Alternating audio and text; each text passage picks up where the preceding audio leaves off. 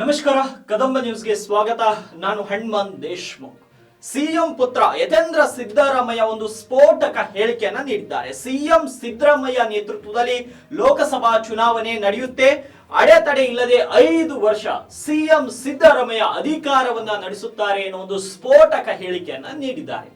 ಕಳೆದ ಕೆಲವು ದಿನಗಳ ಹಿಂದೆ ಕಾಂಗ್ರೆಸ್ ಹೈಕಮಾಂಡ್ ಎಲ್ಲಾ ಶಾಸಕರಿಗೆ ಮತ್ತು ಕಾಂಗ್ರೆಸ್ ಪಕ್ಷದ ಮುಖಂಡರಿಗೆ ಒಂದು ಎಚ್ಚರಿಕೆಯನ್ನ ನೀಡಿತ್ತು. ಯಾರು ಕೂಡ ಸಿಎಂ ಬದಲಾವಣೆಯ ಚರ್ಚೆ ಬಗ್ಗೆ ಮಾತನಾಡಬಾರದು ಅಂತ. ಆದರೆ ಇವಾಗ ಖುದ್ದಾಗಿ ಸಿಎಂ ಸಿದ್ದರಾಮಯ್ಯ ಅವರ ಪುತ್ರ ಯತೇಂದ್ರ ಸಿದ್ದರಾಮಯ್ಯ ಸಿಎಂ ಬದಲಾವಣೆ ವಿಚಾರವಾಗಿ ಮಾತನಾಡಿದ್ದಾರೆ. ಹಾಗಾದ್ರೆ ಯತೇಂದ್ರ ಸಿದ್ದರಾಮಯ್ಯ ಹೇಳಿದ್ದೇನು, ಬನ್ನಿ ನೋಡೋಣ. ಕೊಟ್ಟಿದ್ವಿ 160 ಭರವಸೆಗಳನ್ನ ಪೂರೈಸಿದ್ವಿ. ಅನ್ನಭಾಗ್ಯ, ಕ್ಷೀರಭಾಗ್ಯ, ಕೃಷಿ ಭಾಗ್ಯ, ಕ್ಷೀರಧಾರೆ, ಶಿವಭಾಗ್ಯ, ಶಾದಿ ಭಾಗ್ಯ, ಹೀಗೆ 10 ಹಲವಾರು ಭಾಗ್ಯಗಳನ್ನ ಸಿದ್ದರಾಮಯ್ಯ ಅವರು ಕೊಟ್ಟಿದ್ರು. ಈ ಬಾರಿ ಚುನಾವಣೆಗಿಂತ ಮುಂಚೆ ನಾವು 5 ಪ್ರಮುಖವಾದ ಗ್ಯಾರಂಟಿಗಳನ್ನ ಕೊಟ್ಟಿದ್ವಿ. ಅನ್ನಭಾಗ್ಯ, ಗೃಹಲಕ್ಷ್ಮಿ, ಗೃಹ ಜ್ಯೋತಿ, ಶಕ್ತಿ ಯೋಜನೆ ಮತ್ತೆ ಯುವ ನಿಧಿ ಕಾರ್ಯಕ್ರಮಗಳ. ಇಷ್ಟು 5 ಕಾರ್ಯಕ್ರಮಗಳನ್ನ ಸಿದ್ದರಾಮಯ್ಯ ಅವರು ಸರ್ಕಾರ 1 ವರ್ಷ ತುಂಬುವುದರೊಳಗೇನೆ ಅನುಷ್ಠಾನಕ್ಕೆ ತಂದಿದ್ದಾರೆ.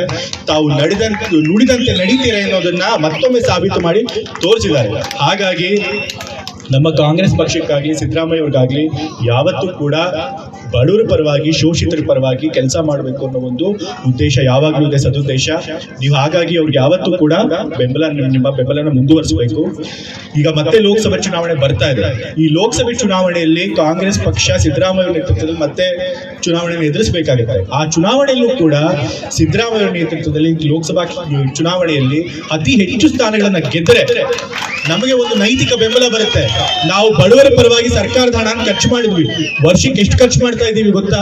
ಈ ಕಾರ್ಯಕ್ರಮಗಳಿಗೆ ಸುಮಾರು 56,000 ಕೋಟಿ 1 ವರ್ಷಕ್ಕೆ. ಅಷ್ಟೊಂದು ಹಣನ ಸಾಮಾಜಿಕ ಕಲ್ಯಾಣ ಕಾರ್ಯಕ್ರಮಗಳಿಗೆ ನಾವು ಬಳಸ್ತಾ ಇದ್ದೀವಿ. ಅದನ್ನ ಬಹುಶಃ ಯಾವ ಒಂದು ಇತಿಹಾಸದಲ್ಲಿ ಕರ್ನಾಟಕದಲ್ಲಿ ಯಾವ ಸರ್ಕಾರ ಕೂಡ ಇಷ್ಟೊಂದು ಹಣ ಖರ್ಚು ಮಾಡಿಲ್ಲ ಸಾಮಾನ್ಯ ಜನಕ್ಕೆ ಮತ್ತೆ ಬಡವರಿಗೋಸ್ಕರ. ಇಷ್ಟೊಂದು ಹಣ ಖರ್ಚು ಮಾಡ್ತಾ ಇರಬೇಕಾದ್ರೆ ನಮ್ಮ ಸರ್ಕಾರಕ್ಕೆ ಒಂದು ನೈತಿಕ ಬೆಂಬಲ ಬೇಕು. ಹೌದು, ಜನರ ಬೆಂಬಲ ನಮ್ಗಿದೆ. ನಾವು ಮಾಡ್ತಾ ಇರೋ ಒಳ್ಳೆ ಕೆಲಸಕ್ಕೆ ಜನರ ಬೆಂಬಲ ನಮ್ಗಿದೆ ಅನ್ನೋದು ಗೊತ್ತಾಗಬೇಕು. ಅದನ್ನ ನೀವು ಲೋಕಸಭಾ ಚುನಾವಣೆಯಲ್ಲಿ ನಿಮ್ಮ ಬೆಂಬಲ ತೋರಿಸೋದ್ರ ಮೂಲಕ, ಅತಿ ಹೆಚ್ಚು ಕಾಂಗ್ರೆಸ್ ಸಂಸದರನ್ನ ಗೆಲ್ಲಿಸೋದ್ರ ಮೂಲಕ ನೀವು ಸಿದ್ದರಾಮಯ್ಯ ಅವ್ರ ಕೈನ ಮತ್ತೆ ಬಲಪಡಿಸಬೇಕು. ಆಗ ನಮ್ಗೆ ನೈತಿಕ ಬಲ ಬರುತ್ತೆ. ಮತ್ತೆ ಸಿದ್ದರಾಮಯ್ಯ ಅವರು ಶಕ್ತಿ ಹೆಚ್ಚಿ ಮುಂದಿನ 5 ವರ್ಷಗಳ ಕಾಲ ಇದೇ ಗ್ಯಾರಂಟಿ ಸ್ಕೀಮ್ಗಳನ್ನು ಮುಂದುವರಿಸಿ ಅವರು ಮುಖ್ಯಮಂತ್ರಿಗಳಾಗಿ ಕೂಡ ಯಾವುದೇ ಒಂದು ಅಡೆತಡೆ ಇಲ್ಲದೆ ಮುಂದುವರಿಯೋದಕ್ಕೆ ಸಾಧ್ಯ ಆಗುತ್ತೆ. ಹಾಗಾಗಿ ನಿಮ್ಮ ಬೆಂಬಲ ಮತ್ತೆ ಆಶೀರ್ವಾದ ಯಾವಾಗಲೂ ಇರಬೇಕು ಅಂತ ಹೇಳಿ ನಾನು ಕೇಳ್ಕೊಳ್ತಾ ಇದ್ದೇನೆ.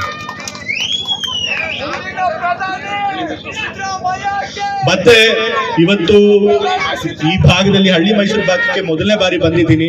ಇಲ್ಲಿ ಬಂದಾಗ ವೇದಿಕೆ ಮೇಲೆ ಕೂತಾಗ ಇಲ್ಲಿನ ನಾಯಕರೆಲ್ಲರೂ ಕೂಡ ಇಲ್ಲಿ ಹಲವಾರು ಕೆಲಸಗಳಾಗಬೇಕು ಅಂತ ಹೇಳ್ತಾ ಇದ್ದಾರೆ. ಅದರೊಳಗೂ ಮುಖ್ಯವಾಗಿ ತಾಲೂಕು ಆಗ್ಬೇಕು ಅಂತ ಹೇಳ್ತಿದ್ದಾರೆ. ನನಗೆ ಈ ಭಾಗದ ಪರಿಸ್ಥಿತಿ ಗೊತ್ತಿಲ್ಲ. ಖಂಡಿತ ಮುಖ್ಯಮಂತ್ರಿಗಳ ಗಮನಕ್ಕೆ ತರ್ತೀನಿ. ಇದನ್ನ ತಾಲೂಕು ಮಾಡೋದಕ್ಕೆ ಸಾಧ್ಯ ಆದ್ರೆ ಖಂಡಿತ ಮುಖ್ಯಮಂತ್ರಿಗಳು ಹೇಳಿ ಮಾಡಿಸ್ಕೊಡುವಂತ ಕೆಲಸ ಮಾಡೋಣ.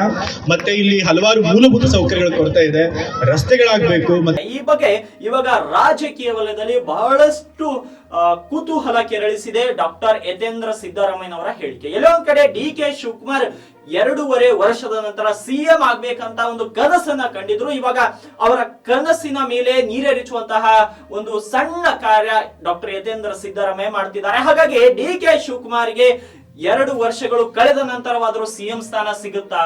ಸಿಎಂ ಸ್ಥಾನ ಸಿಗದೆ ಹೋದಲ್ಲಿ ಡಿ.ಕೆ. ಶಿವಕುಮಾರ್ ಏನ್ ಮಾಡ್ತಾರೆ? ಈ ರೀತಿ ಅನೇಕ ಪ್ರಶ್ನೆಗಳು ಇವಾಗ ರಾಜ್ಯ ರಾಜಕೀಯದಲ್ಲಿ ಉದ್ಭವವಾಗಿದೆ. ಏನಾಗುತ್ತೆ ಅನ್ನೋದನ್ನ ಮುಂದಿನ ಕೆಲವೇ ದಿನಗಳಲ್ಲಿ ಹೊರಬೀಳಲಿದೆ.